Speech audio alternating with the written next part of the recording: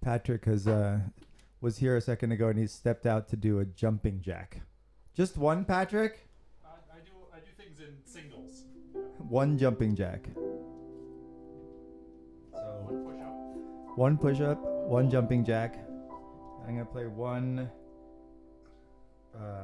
C9 chord as we await the doctor to come back into the garage.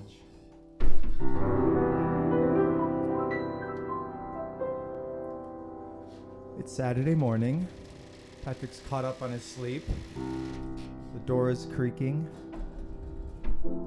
We had our first suggestion for a podcast. It was an odd one. Narcissism and seduction. And Patrick said he doesn't want to talk about that.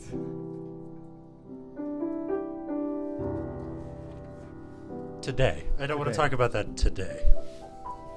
It is an interesting juxtaposition of concepts, but we'll talk about that when we do decide to talk about it. You should know we don't really plan these things. We'll just sometimes just throw out a topic and then just improvise around it. That's what I love about these. I'm just more in like a Four Horsemen Mask of the Red Death, like Decameron Plague mood, Yeah. The Decameron, for those of you who don't know about the Decameron, maybe I'll sneak out while you're saying something. I can leave you hosting alone for a couple minutes if I could find my copy of the Decameron. I'd love to read a story from it. There was the during the plague in Italy. Turn me down a little bit. I'm really loud. Your headphones? Yeah, the headphones. Yeah. How's that? Perfect. So during the plague, according to Boccaccio, the great Italian writer, this is a little after Dante, I think, right? Yeah. And he tells the story of 10 people who hole up in a castle to avoid catching the plague. And to pass the time, each of the 10 tells a story each night. So 10, and they stay in there for 10 nights. So 10 nights, 10 people, each telling a story. It multiplies to 100 stories.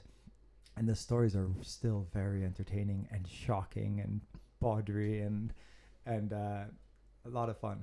I've always thought it would be fun to do a modern day COVID telling of it. I want to. Maybe that's what this is. Maybe we start now. Maybe this podcast is 100 stories told from 10 different voices. And so it's us, and then we invite different people in to tell stories. But the thing is that we're not holed up here. People it's porous. So it could very well be that we actually catch the plague through the actual telling of the stories. It's very self-defeating. And especially because it's kind of airborne droplets. So it'd be literally during the act of listening to a story that you both catch the plague and hear about the plague. Yeah. Well, luckily, COVID is not the plague. I think, the fatality rate of the Bubonic Plague was, 50% or something? And it killed, or 100% and 50% it killed 50% of Europe, right? It came back 3 times. It's not just a thing that started and ended. It just was life for centuries. For centuries, was it? Well, there was something like a nominal end, but there were 2 resurgences of it in various parts of the world. So. And someone just got it up in Lake Tahoe. Yeah, I heard about it. Well, it's still been 5 or 6 people a year get it. Yeah, it's been in the squirrels in Lake Tahoe for a while. And so if you get bit by a squirrel, you just don't make eye contact with squirrels. That's when they decided to give you the plague. Yeah. What's your seduce the squirrel. What's your take on the Decameron?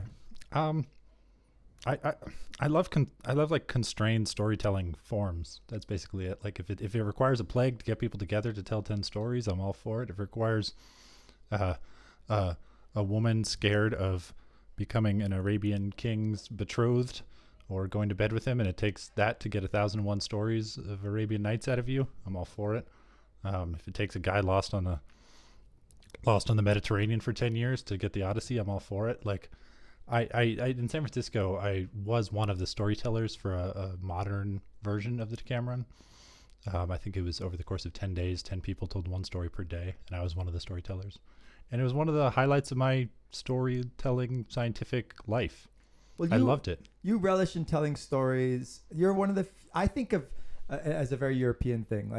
There's that art of telling stories, which I find is not that frequent in the United States. What is your both personal and scientific take on the importance of storytelling? I think there's a default.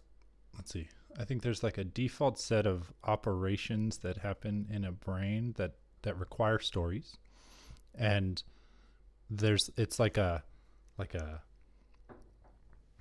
set. You're supposed to be born with a set, and you're supposed to have a coming of age thing, and like a father thing, and a mother thing, and maybe a sibling thing, and friend thing, and love thing. And if you're missing any one of the pieces of that set, fiction comes in and fills in the blanks. Oh, interesting. And I feel like I missed a lot of pieces. When I was born, I was missing a lot of pieces, and I've come in and I've filled them all in. And I don't know a scientist who, when you ask, like, why did you want to become a scientist, doesn't refer to a piece of fiction. It's somewhere along the line, either a film or a novel or something like that. And so I just think in terms of inspiration, I mean, of course, okay, there are exclusions to that. There are scientists who just do it for the legacy of the science itself, probably.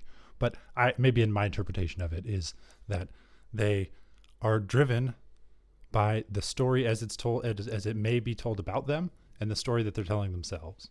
And I just think it's like core and essential to motivation and preferences. I think people are an accumulation of preferences. The only reason we do anything is because we prefer one thing over the other. It's approach avoidance all the way down. And stories are the like structure of approach avoidance. Because you seem to be kind of defaulting to the idea of a story being fictional. I think of stories being just as often true. I went to a philosophy conference a few years ago at Columbia that was about the philosophy of creativity. And, there was different talks. It was both psychologists and philosophers talking about the philosophy and psychology of creativity. And my favorite talk, and the one that stood out the most and that I remember the most, was about the creativity involved in narrativizing our own existences. And so there are certain like culturally accepted chapter markers. For example, graduations and weddings and divorces and like funerals. Like we have these things that mark important chapters in our lives, right? But then of course we tell all sorts of stories to ourselves about, how we got to a certain place, and we retroactively interpret, say something, you find out something is super important to you that you want to commit to, whether it's another human or a cause or a project or a creative utterance of some kind. Then you might reinterpret the past as how it led you to that point, and all of a sudden the past acquires a different significance because you realize that it pointed you in this direction. So we're always telling this story, but it's not necessarily fictional. I mean, or do you think all storytelling is an invention? And this goes back to what we were talking about yesterday, translation. Like I think, like, are you imposing a narrative, or are you like uncovering it the way Michelangelo uncovers the David? 2 points there. One, Richard Linklater's Boyhood is my least favorite film of all time. Least favorite film of all time? Least favorite. So first of all, I hate the whole genre of coming of age in general, because it's the only thing that literally everybody watching the movie has done. And in particular, I was never able to articulate why I liked Boyhood. So first of all, it got a... You mean why you didn't like? Sorry. Yes, why I did not like Boyhood. Yeah. I disliked it so much I occasionally mistake it for liking it. And first of all, it had around 100% on Rotten Tomatoes, right? Which is the whole Gaspar Noé thing. Like that's... If everybody loves your movie, that means you didn't try hard enough. Like Gaspar Noé is like, I search for that 50% on Rotten Tomatoes because that means I've done something great. Yeah. And there's no greater condemnation of my work than everybody liking it, is Francis Bacon's way of saying it. Precisely. Exactly. And except for me, but I don't have a Rotten Tomato little thing.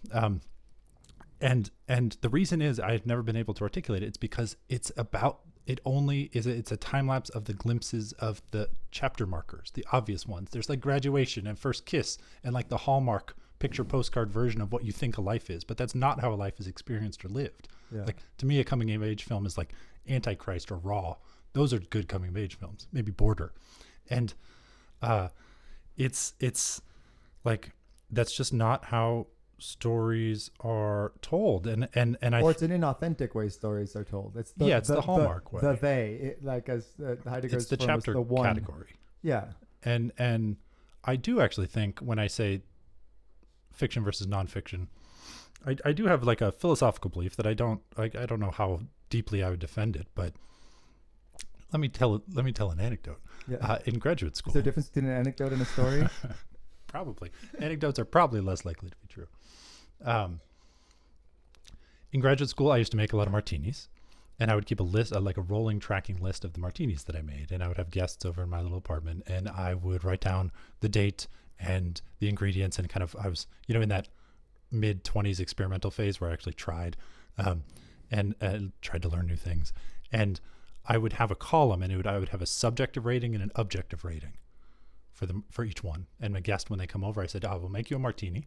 It might be experimental, but my only requirement is that at the end you fill out this form and you rate it subjectively and objectively. What does that even mean?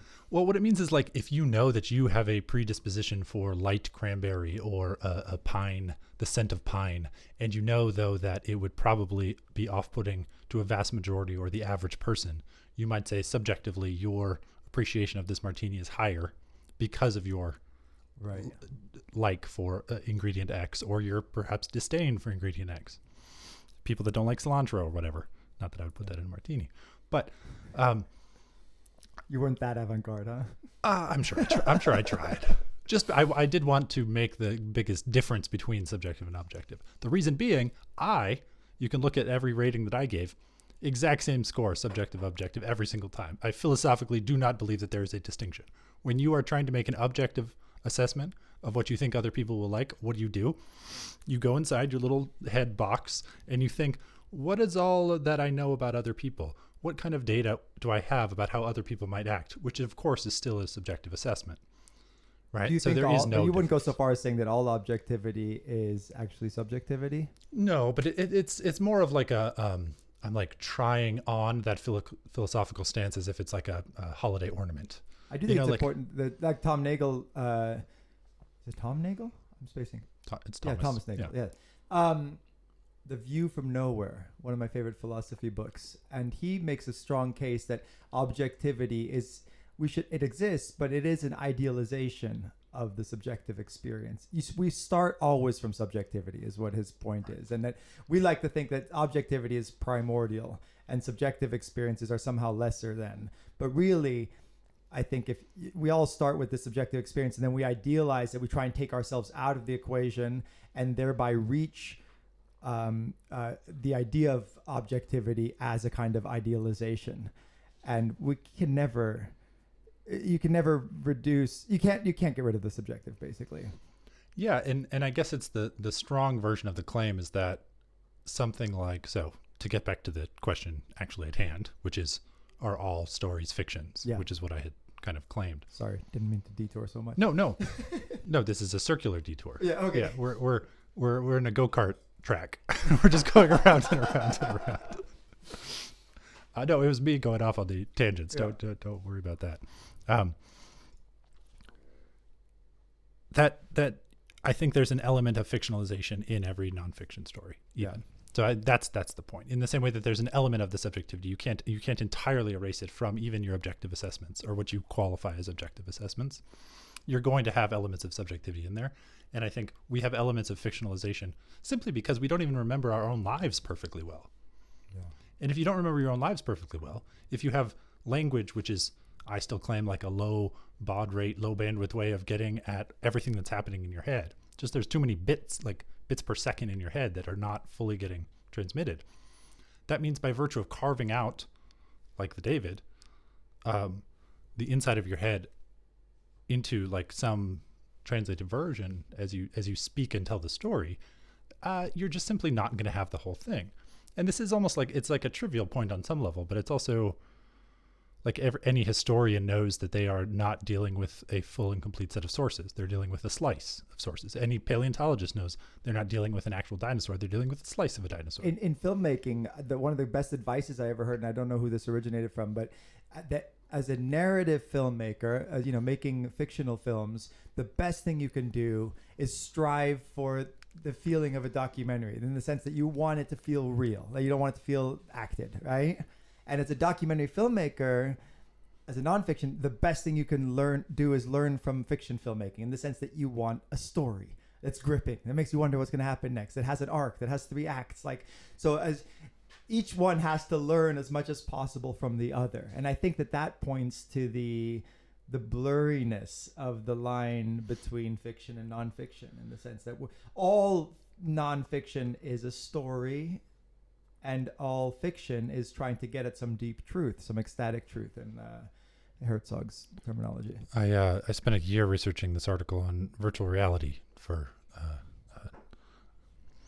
that got pulled at the last minute after a year, and I was interviewing Walter Murch, and the genius editor. Apocalypse Now, Godfather, etc. If you read any book by any filmmaker, make it Walter Murch's. I think it's On Editing or something. In the Blink of an Eye. Yeah, incredible, just depth of thought about filmmaking and editing, which is the only real essential art of filmmaking. Everything else is derivative, right? You're like staging a play, you're telling a novel and another thing. Editing, the idea that you can cut time up and do this, reordering is essential to filmmaking, and thereby it's the most underappreciated and most underrated and most important part of filmmaking. Tarkovsky's Sculpting in Time, which is his book on kind of editing as well, I stole as a chapter title for my book on the brains. That the brain is a sculptor in time. If you're not familiar with the work of Maya Deren, she was an amazing experimental filmmaker in the 40s and 50s who was also interested in slicing up time in unexpected ways that, people were always being so literal, she thought, with the way they cut up time and space, which filmmaking allows you to do things that are impossible in the real world. And she would do these really cool little tricks. Go on.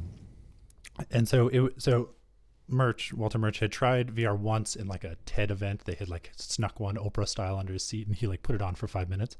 But this was the first time he had ever, I was in his London studio to interview him for this article. It was the first time he had ever tried a virtual reality film, right? Something that's filmed in like 360. And I was there with, as well, the filmmaker, Jessica Brilhart, and he tried it.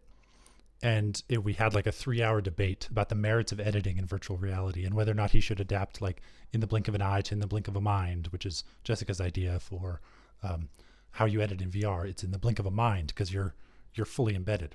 And one of the questions I asked Murch was, what would be the merits of having had in like they're on the boat in Apocalypse Now and they're going down the river. What would have been the merits of being able to look around as an audience member, as a viewer to this film, to look around? And his response like horrified me, which is, well, you just see a bunch of crew with like half-cut sandwiches. And I tried to like get more out of him, and he's like, well, if you're filming this part of the 360-degree scene is fiction, and all around it is like the real world. Yeah. And he's like, we captured the fictional element, we captured that one slice of fiction, but everything behind it is nonfiction. And I loved, and I still haven't figured out this idea that, with a camera, everything that happens in front of it is fiction, but everything around it is still the real world. And that if you take like a spherical slice of reality at that time, which is what these VR films try to do, that it's this hybrid of fiction and nonfiction, and there's little elements of both.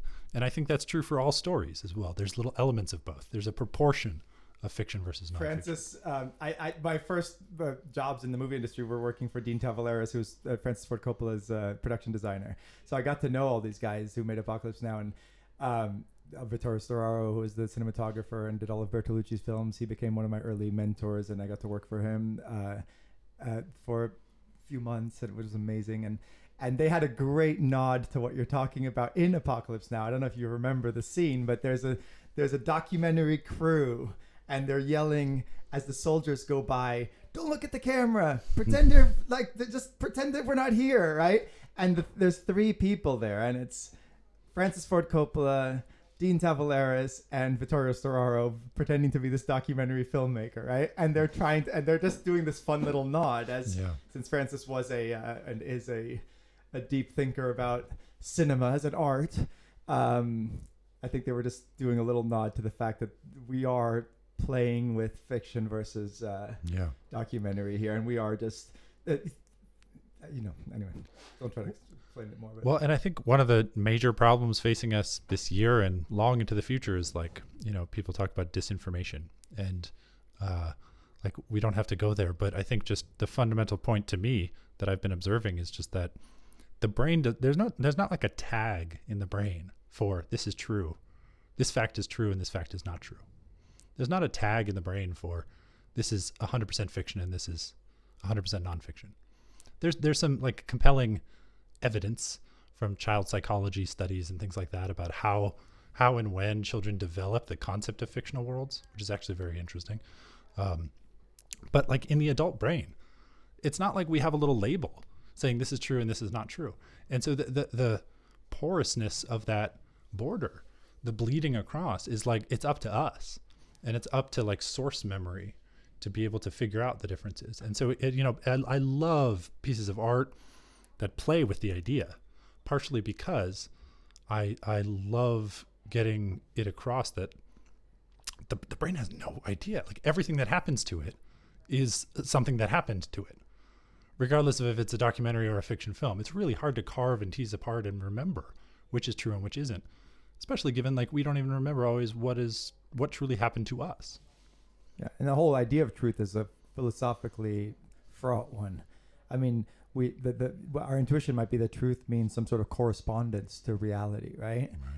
But that's not as easy as it sounds. And whether there is this separation between subject and object, and whether there is a truth as it really is versus a more contemporary postmodern view, Heideggerian view, Nietzschean view, is that truth only exists insofar as there's also untruth, that there's it's kind of like light and shadow, that all truth is interpretive to some degree. Like you said about people who are given sight, all of a sudden they just see an abstract field of color, right?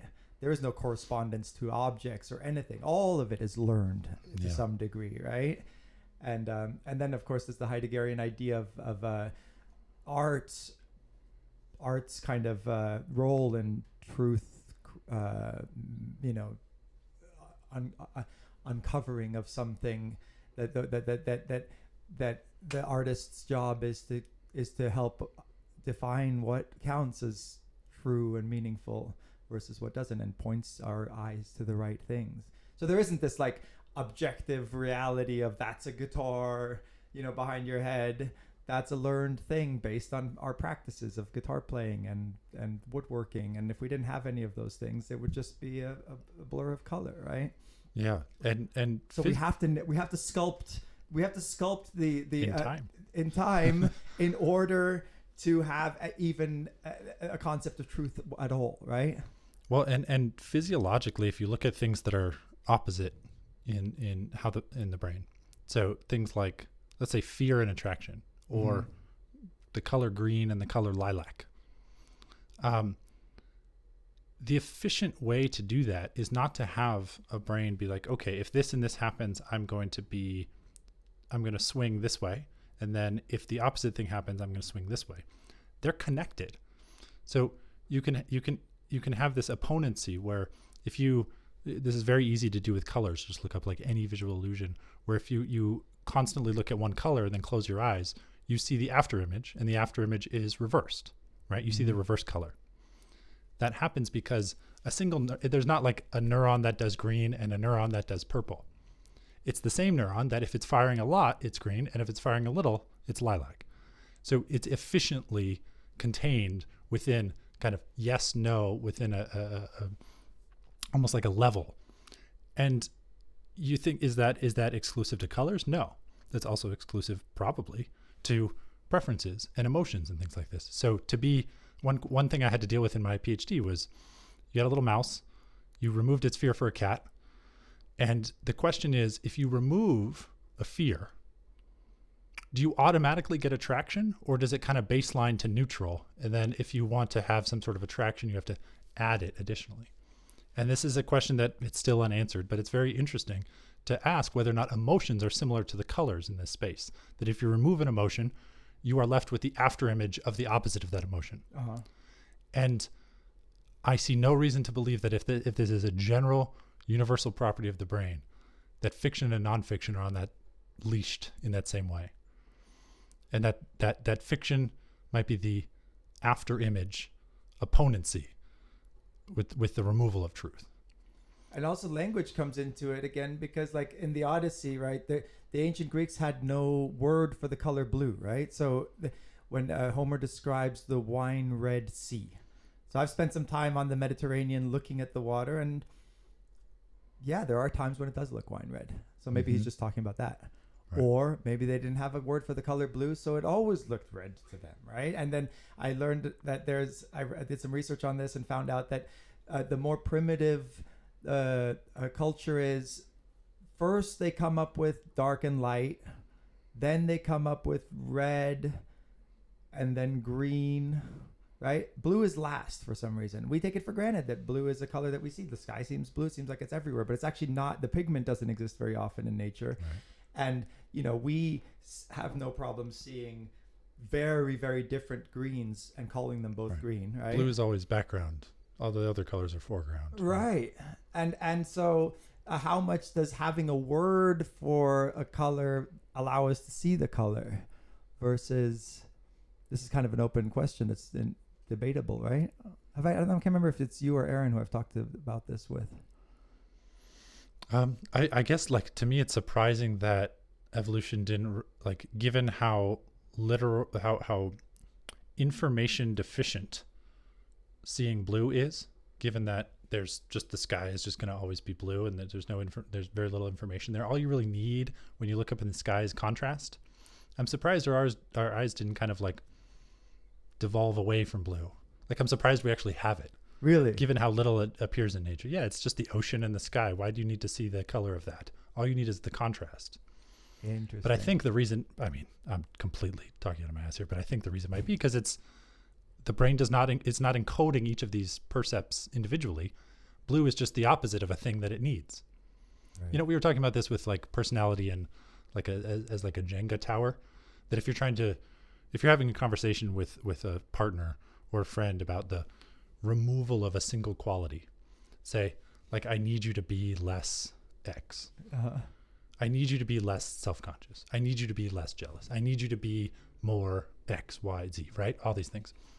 That if you truly get your wish, monkey's paw style, and you actually take someone who is self-conscious and you say, I want to improve you, and here we're going to work together, and you poke out the little Jenga block, right? And you say, okay, you're not self-conscious anymore. On the other side of that block was written ambition. You know, and they're leashed, they're tied in the same way that fear and attraction are the opposite ends of the same thing, the same way that green and lilac are the opposite ends of the same thing. If you remove one, you've just obliterated the other. And so, you know, there are these interesting these aren't individual personality traits, these are personality networks of things. And you can't just take a person and change one thing about them without causing like network effects. Yeah. My father used to say, on a side funny note, is that he said the problem with men and women getting along with each other in relationships is that all the woman wants ever is to change the man that she's with, and he never changes. And all the man wants is for the woman not to change. And my God, does she change through the course of a relationship, right? Anyway. And so back to the, like, I don't endorse that statement. It's just a story. Just an anecdote. Well, but the brain can't tell the difference between fiction and nonfiction. So now you've just incepted everybody with a with a true story about a fictional woman and man. But to this, like, back to this point of like, why stories and what stories are doing. Like, why during a plague do you gather 10 people to tell 10 stories? That doesn't help, but it does, right? Yeah. And you mean it doesn't help, like, literally? It doesn't help. Yeah, it doesn't literally. I mean, yeah. It's. I don't know why. Have you read it in Italian? No, I've read little sections. I haven't even read a whole 100 stories. I've probably read 20 of them. but I love the ones. And they does write. it have a legacy in Italy? Like, what's its kind of reputation? Is it It's like the Don more- Quixote of It's much Italy? more known. A lot of people here don't know about the Yeah, Decameron. most- There, most- it's like most part don't. of the cultural. Like you read it in background. school, Yeah. like kids know about it, everything. I think maybe more older kids. It's not quite at the level of Dante, but it's up there, you know. And do you feel the urge to And then reproduce it? Pasolini made it into a movie. Have you seen it? No. Yeah, you've told a few of the stories. You don't feel the artistic urge to, I mean, this is your first pandemic, right? It's my Yeah. first pandemic. Oh no, I've thought about it a lot. And people keep telling me I should make a movie up here, like document that kind of plays on the life that we've built up here. So I thought of the Decameron as an interesting a structure to go by. Yeah, I mean, I too am fascinated with storytelling, and definitely, I'm more interested in our conversations than I am in movie making right now. Fair. But we could do a podcast to camera.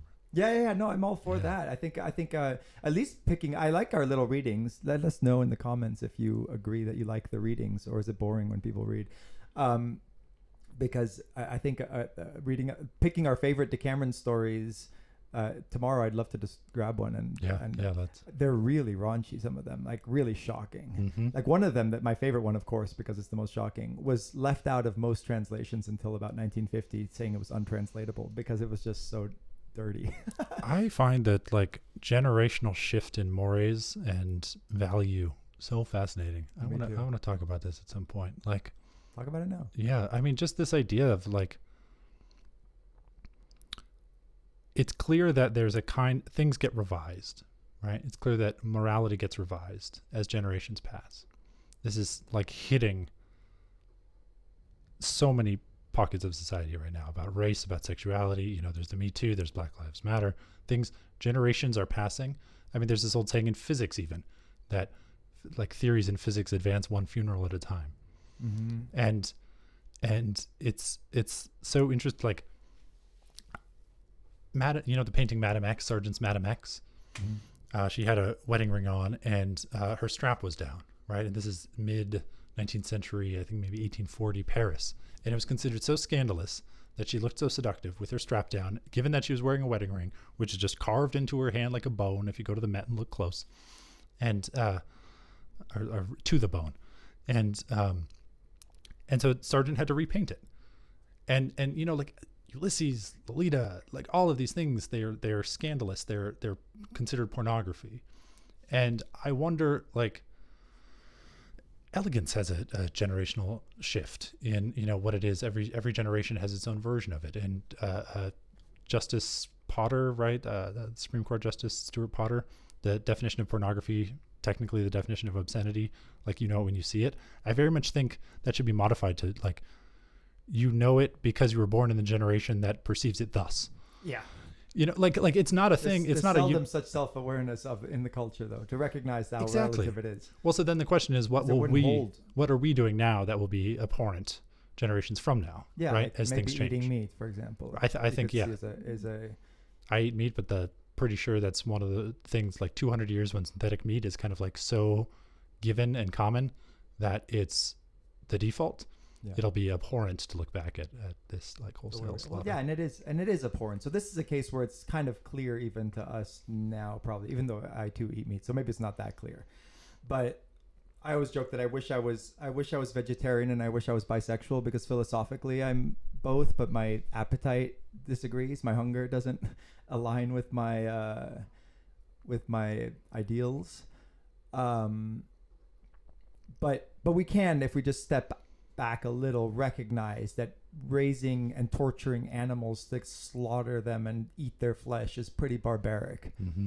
And so let the record show, for those listening 200 years from now, that there were many of us, some of us actually acted on it. It's like you imagine the ancient Romans who thought, like, yeah, this is not good to go to the Colosseum and watch, humans being fed to the animals. But we're going to go anyway because it's fun. Right? I went to bullfights even. I'm a little shocked that I went to bullfights in the late 90s. Public executions in America were daytime brunch affairs. They were picnic affairs. Yeah. Like to watch people get hanged. That was not that long ago. Yeah.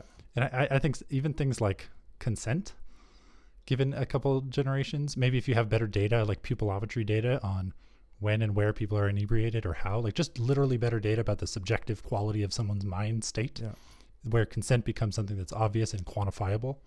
I mean, a wife didn't have to give consent to her husband, I think even still now in some states, right? Yeah. I don't know if what the law is now, but like the idea that a man can't, it's impossible for him to rape his wife is one that's recent, I think. Britney Spears is still under a conservatorship from her father and guardian, which is like not a legacy of, it's kind of a legal legacy downstream of not that long ago in the 40s and 50s.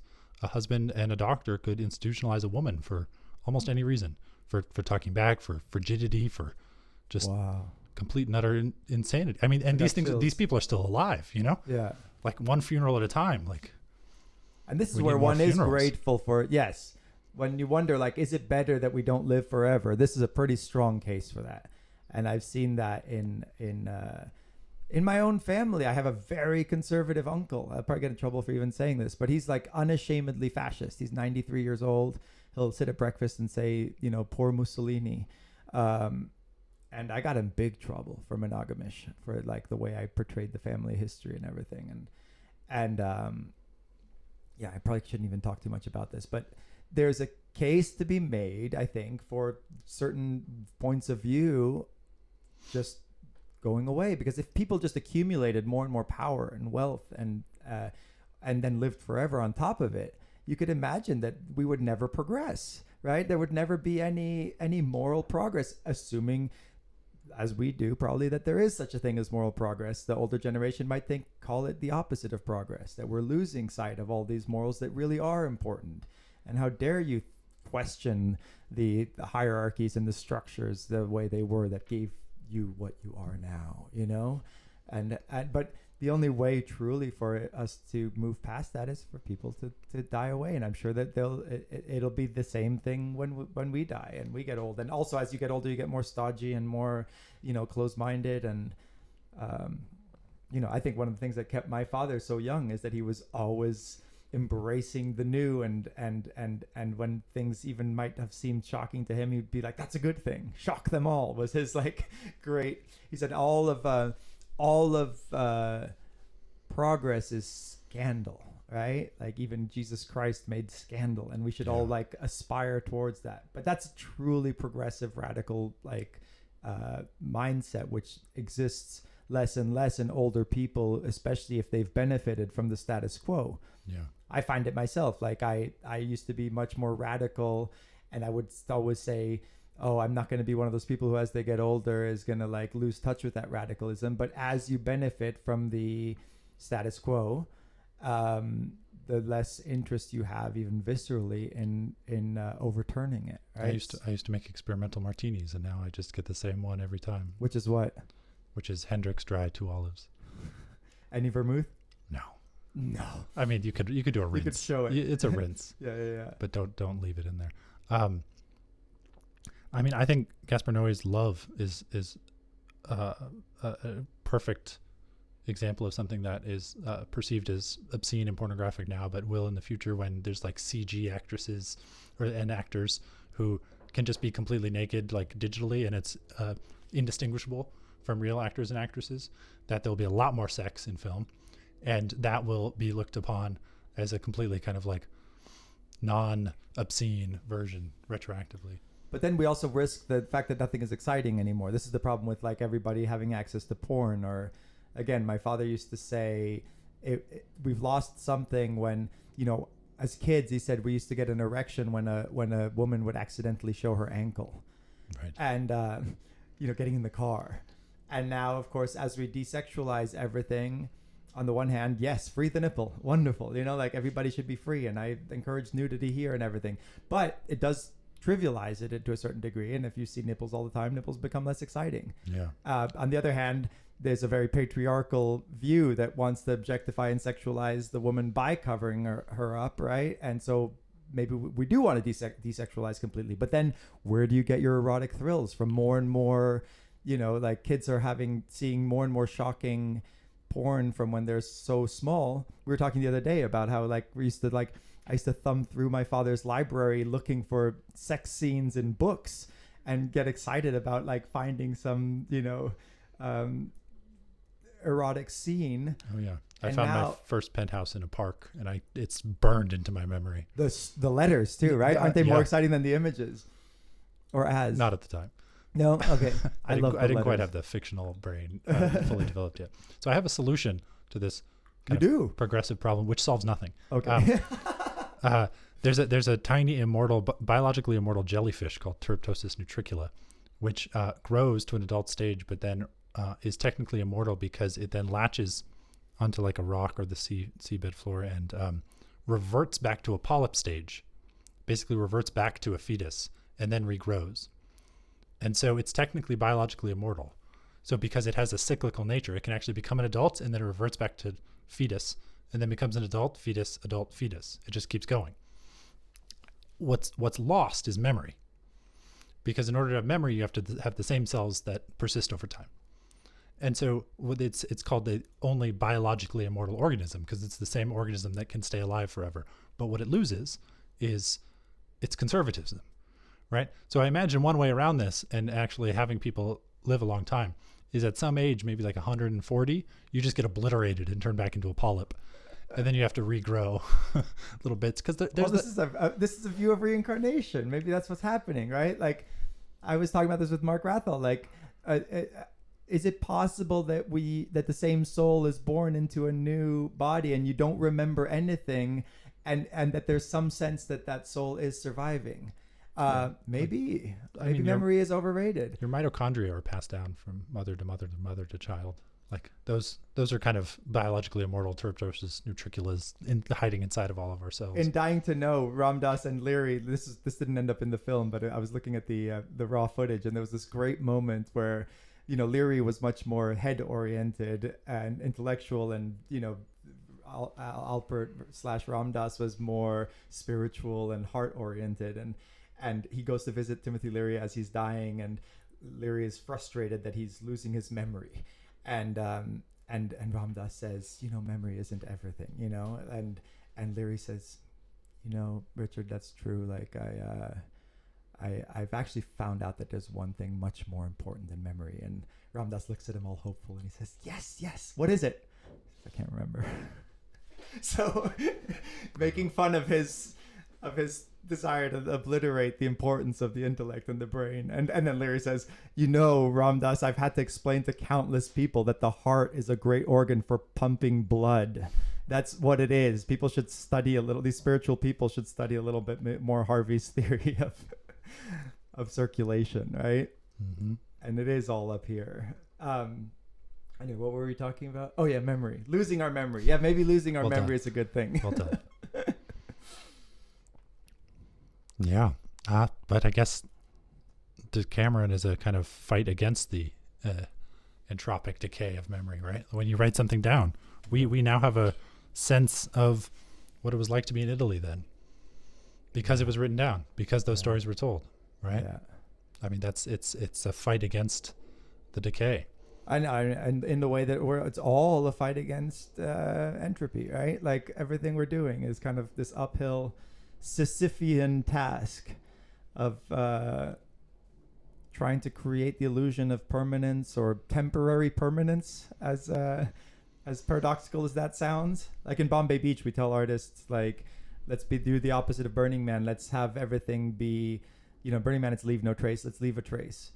But at the same time, we're fighting 130 degree temperature and the dust storms and vandalism and theft and all of these things. So it's obviously impossible to make anything permanent. But there's a difference between making something more permanent and less permanent. So and then in the sense, it's good that things get erased and reinterpreted, and things get graffitied, and all of a sudden it becomes an evolving work of art, right? So the idea that it's a dialogue, right? Yeah. It's a dialogue with the idea that something can have any staying power at all. And then of course, we read these these ancient tales, and in the one hand we can't understand them at all because we're living in totally different backgrounds, and imagine being in a world where you didn't even have the color blue. How differently did they see the world then, and how much does reading the Odyssey now tell us something significant about what it was like, or how much are we too much colored, for lack of a better word, by our own contemporary existences? I just realized you can put the word temporarily before any and all utterances, before any and every sentence, and it's still accurate. Temporarily, I believed. Temporarily, I do. Yeah, there was a great little sign at Burning Man once that said, "I love you so much right now." Yeah. And it was like such a great nod to like the ecstasy-induced feelings that are just obviously so temporary, but "I love you forever right now" would be good. I like that someone wanted us to talk about Narcissus and seduction, and we're talking about Sisyphus and seduction. I've always thought that the heart of all biology is the proton pump, which just spends its life shuttling protons uphill. And I've always thought of it as a very Sisyphusian act, this complete and utter, like, effortful attempt to just shove protons uphill. And that's from which we derive all energy. For those of you who don't know, Sisyphus was condemned to pushing a boulder up a hill and then just roll down again for all of eternity. So a Sisyphean task is one that's just repetitive and eternal and thankless and futile in the end, right? Which is what all this is. My Roomba, I call Sisyphus. Right, but all Well, I don't want to be too bleak, but temporarily. You're right. All right, on that note, let's stop. See you tomorrow. Bye.